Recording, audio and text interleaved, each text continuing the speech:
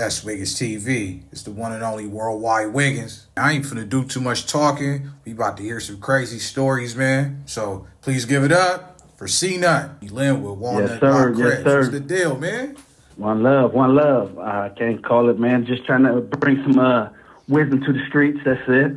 All right. C-Nut, man. How did you get familiar with the Walnut Block Crips? How did I get?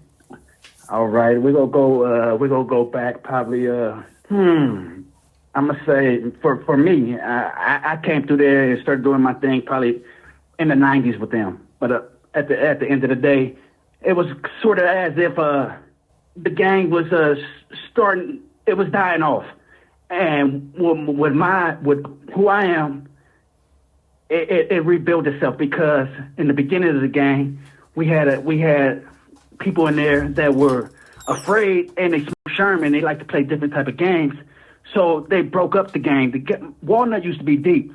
Majority of every 211, Linwood 211, was a Walnut, until one day one of my homies shot his brother, and that right there broke everything. It was no longer the same. And like the homie Nutcase said back in the days, it was Walnut boys, but it was also Walnut boys and Walnut players. But when I came around, they were already kind of deceasing and moving my way, because they had the issues going on with the neighborhoods.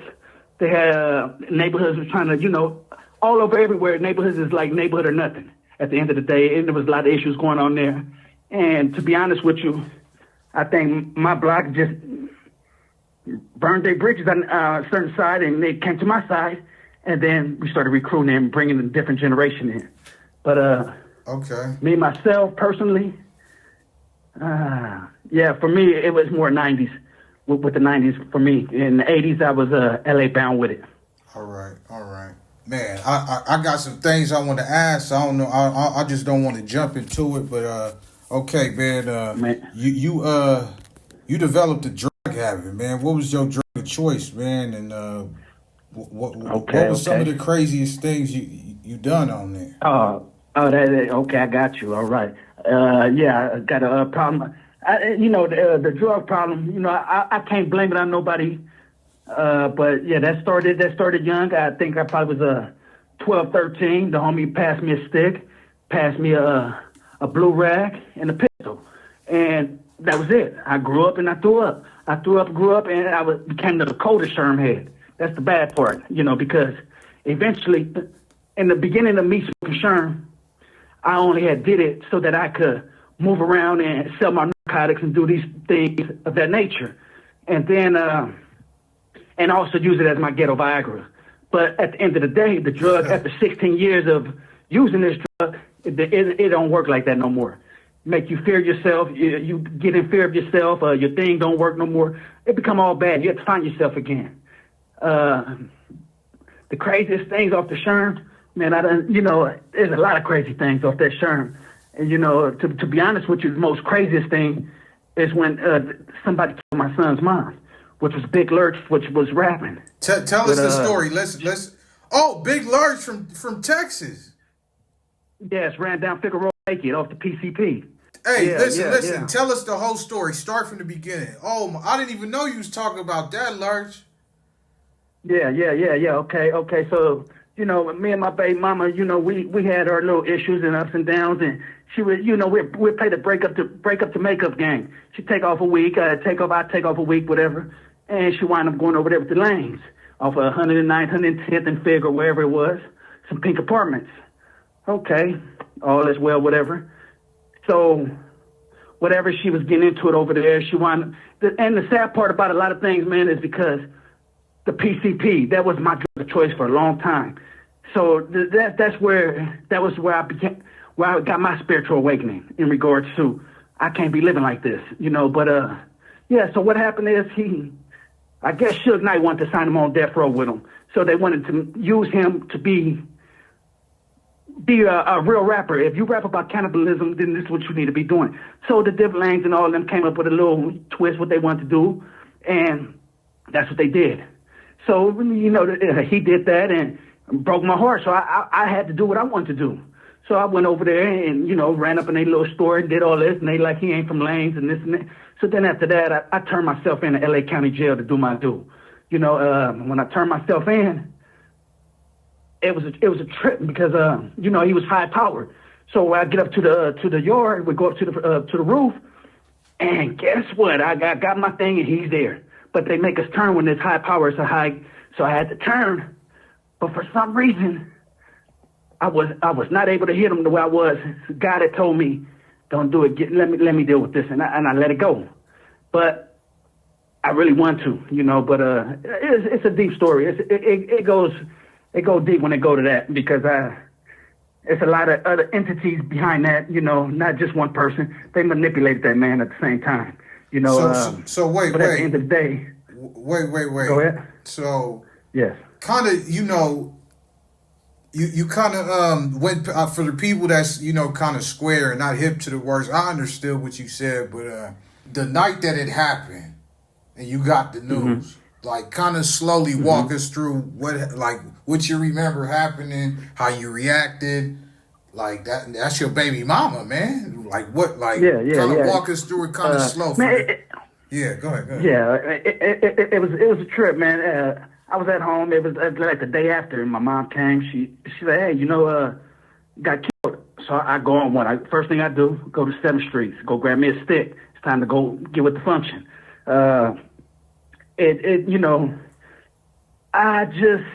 When this happened, I just wanted to ride. But they got him so quick.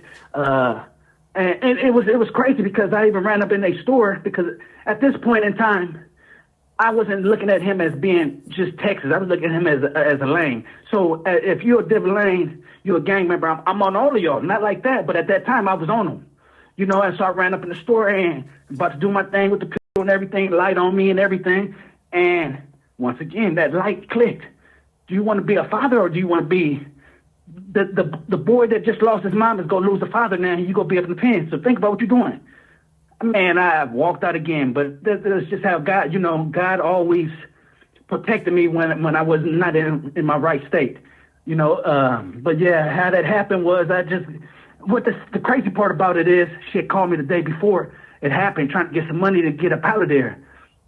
So it bothered me a long time. I felt like it was my fault, but deep down inside, it wasn't my fault because when God wants you, He wants you. But I don't know. That's a different topic, though. Yeah. Yeah. Did you ever find out what was the reasoning behind that? Because I remember when I heard that, I was tripping. I'm like, dude. Okay. To me, the reasoning behind it was a publicity stunt.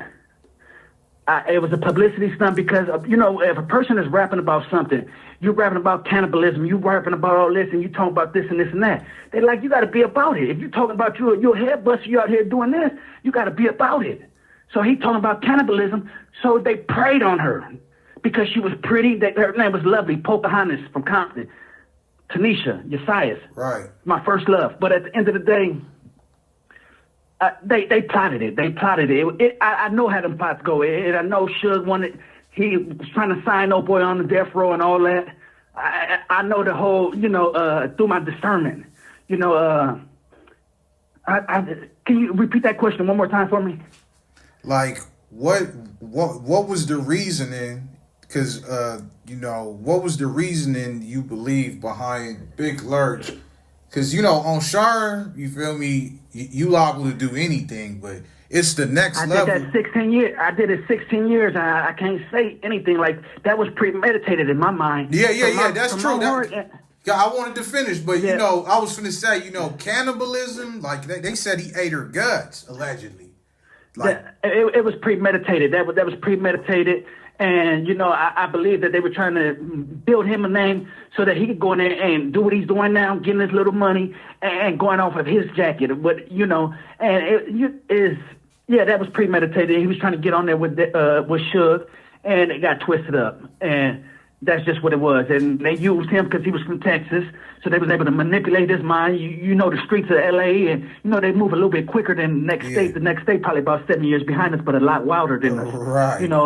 Right. It's just, I don't know. It's just, that was one of them things, but I don't believe it was, by the way, an accident. I believe it was premeditated. and it didn't go the way they thought it was going to go, because it backfired. Because you can't move any old way, and that's what they did. Right. But if I would have got a hold of them that day, it would have been that. But it is what it is, though. God allowed me to do what I did now. My son has become a good man. He's been in the military for about 8 years now, through the grace of God. I did what I had to do as a father. I'd rather have did that than if I would have murked him or did whatever I did, then I was sitting in there, So at the end of the day, it balanced itself out. For sure. And one last thing on that topic. You said he ran down Fig, like butt naked off of Sherm? Butt naked. Yep. Wow. Yep. Butt naked down Fig. And man, that sat with me for a long time. I went off the day after that. I was right on Fig. It was so quiet you could hear a pin drop like if you was in LA County Jail and it was about to be a riot. It's quiet. And I was all up and down there jumping off the pink apartments. I had two of my other young homies with me, my homie Scarface, my homie Coleon, and we was out there. We was trying to catch this one, but it didn't go that way because God didn't want it to go that way, and it's just what it is. All right. And yeah. For sure. Okay. For sure. It's good. I understand, man. That's losing your son's mama, bro. It's irreplaceable, man. I feel your pain. And then you could be on the county jail. I was on the county jail bus. I was in the cage part, and how you hear people in there talking stories, and I hear them talking, and I hear them on the bus. They're like, yeah, whoop whoop this and that, and talking reckless. So I immediately jump up like whoop. Then they change it all up, but it's a trip when you have one side of a story, and then the other people that don't see things. We blind to things until it happened to us. That's all I can say. All right. So I try to be vigilant of everything that's going on and be vigilant in my actions at the same time. And when you bumped into him in the county jail, what was it like? What did he say to you? What? No. See, the thing is, I turned myself in right when I knew he was in there. I turned myself in, but he was high power, high case. So therefore, when it's high, they make you turn around. But I know it was already him. I had already had everything, But it was just, I couldn't get him. I don't know why, but I didn't verbally talk to him. I had already went with my intentions when I went in there to get my thing made, get my heat, and handle my business. Right. That was it. That was all. I turned myself in intentionally to go handle that. And like I say, sometimes my way don't work. So I learned to, give my vengeance to God these days. Because I'm messy. He ain't. He go bless me. Me, I just make a mess. So I choose not to these days. But yeah, that PCP, that's a devil's drug. That's a dumb man's drug. And the sad part is, what up? That drug has been in my system since I was born because my mama and my pops smoked it. And when I was, so it was something that was already there. And if that situation didn't happen, I probably still smoke Sherm because I like the way Sherm made me feel. It made me feel closer to God. Yet at the end of the day, as I sit back now, I realize and I sit and look how evil it is. It's evil. It's poison. It's evil. And the government created it on purpose. Just to throw it into our areas on purpose. Mm-hmm. To keep us entrapped as black men and Hispanics. Keep us entrapped. And that's sad, man. But only we could free ourselves. And we've been free. That's what people fail to realize. We've been free. The 400 years is up. The day Nipsey died is the day of freedom. That's God's subliminal message. We're free. We could do any and everything that we want. But we can't fall back into getting entrapped. That's all I got to say about that part. But yeah. For sure.